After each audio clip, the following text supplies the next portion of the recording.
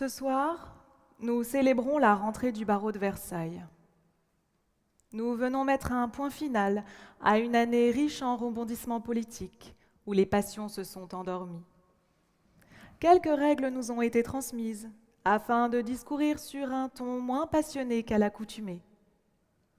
Ce soir, donc, il faut être drôle, inventif, spirituel, consensuel, critique des mauvaises choses, adulateur des bonnes choses, presque obséquieux, drôle.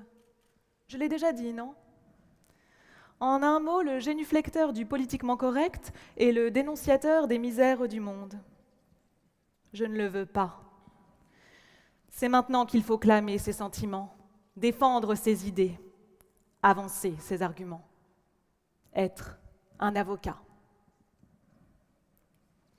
Enfin, l'homme du renouveau, le chantre du libéralisme, le matamore des ondes est élu. Lui, la coqueluche des médias, le dauphin de l'homme qui voulut être président, mais qui ne l'est jamais devenu, le pourfendeur de la corruption, le héros de la pensée politiquement correcte. Il est là. Il vient ajouter son nom à la longue liste des personnages remarquables qui ont abreuvé l'histoire de France de leurs grandes réalisations. Il succède à Sully, Henri IV, Richelieu, Colbert, Louis XIV, au Napoléon, oncle et neveu, à Clémenceau, à Thiers, à De Gaulle. Réjouissons-nous d'être sortis de la normalité. Elle convient bien mal à notre caractère de coq gaulois. Réjouissons-nous d'avoir laissé de côté pour un temps le clivage droite-gauche dans lequel nous étions enferrés depuis trop longtemps, avec pour conséquence une pusillanimité, une frilosité, une timidité pour les réformes. Réjouissons-nous d'avoir mis à bas le professionnalisme politique qui s'endormait sur les lauriers des 30 Glorieuses.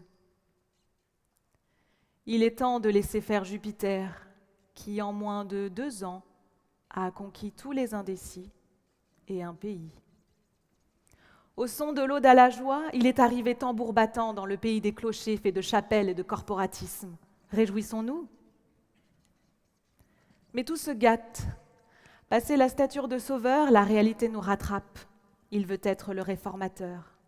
Cela agace, irrite, déroute, mais pour qui lit entre les lignes ne surprend guère. Notre Jupiter est déjà empêché de franchir le palier du XXIe siècle. Au tribunal du peuple, il est condamné pour délit de droitisme. Lui, un homme qui ne s'est jamais caché de ses idées. Tribunal du peuple peut-être, procureur médiatique sûrement. Ainsi, en France, le véritable pouvoir n'est plus dans le marbre de l'Assemblée, encore moins sous les lambris du salon Murat. Il est sur les chaînes de télévision et les stations radio. Peu de personnes peuvent se targuer d'un tel pouvoir. Ainsi, Jupiter, la coqueluche des médias, a bénéficié de tous les égards pour être hissé sur l'Olympe. Il faut dire que le casting qui lui était opposé n'avait rien d'exceptionnel. Son opposante du second tour a démontré magistralement son incompétence, renforçant l'image de seul recours que Jupiter s'était construite. Passé le couronnement, Jupiter nous montre son jeu. Il veut changer, modifier, bouleverser, bousculer. Réjouissons-nous. Mais la 5e colonne de l'armée des immobilistes est là, prête à jouter, on peut l'accepter, à critiquer, on peut le comprendre, à stigmatiser, c'est son habitude, et à décrédibiliser, on ne s'en étonne plus. Digne représentante de la France corporatiste, le monde médiatique impose sa critique du pouvoir légitime, celui issu de la démocratie. Faisant fi de la mise en place des promesses de campagne, il nous condamne à toujours rester entre le marteau et l'enclume. Il ne laisse aucune chance à qui veut faire. Et cela au nom du principe du contre-pouvoir qui doit nous garder de la tyrannie. Réjouissons-nous. Quel risque ? Que peut-il se passer dans l'esprit des populations ballottées entre les idées politiques d'abord, puis des interprétations journalistiques ensuite ?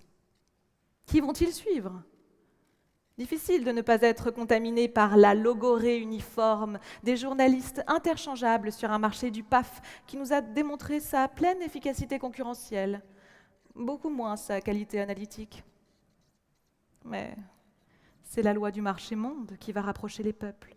Réjouissons-nous. Nous sommes bien rentrés dans le monde du hashtag, celui du Twitter, où une idée doit être exprimée en moins de 140 caractères ou elle n'est pas bonne. Le monde de l'information en continu, où la même erreur est répétée plusieurs fois dans la journée pour être sûr qu'elle soit comprise par la majorité. Il n'y a plus de place pour la tempérance et la réflexion, plus de place pour la sobriété et la modération, juste un flot continu de douces envolées pathétiques et déplacées. Voltaire disait « Il vaut mieux tard que mal, et cela en tout genre. Cela n'a jamais été aussi vrai qu'aujourd'hui. Mais réjouissons-nous. Nous savons tout sur tout, toujours à la pointe de la formation, donc de la connaissance, diront certains. Quoi rêver de mieux? L'informé passe et trépasse à travers une photographie d'instants mal compris, mal analysés, mal calibrés. Le constitutionnaliste Guy Carcassonne nous alertait déjà. Tout fait du 20h fait une loi. Ainsi, la qualité d'une norme se mesurait à l'aune de la réflexion qui y était associée. La justice des hommes, aussi faillible que l'homme l'est, n'en est pas moins guidée par de grandes idées, un grand discernement et une grande intelligence. Bien fini le temps des discussions et des libérations. Le tribunal du peuple condamne sous la foi des preuves présentées par le procureur média. Magnifique, celui qui hier était puissant et adulé sera demain abaissé et honni. Personne n'est à l'abri de la justice des hommes. Réjouissons-nous. Le faible est protégé, le fort est empêché. Jupiter n'a qu'à bien se tenir. Il ne pourra passer sur le corps des milliers de manifestants accrochés à leurs acquis. Le tribunal a jugé, la loi est respectée.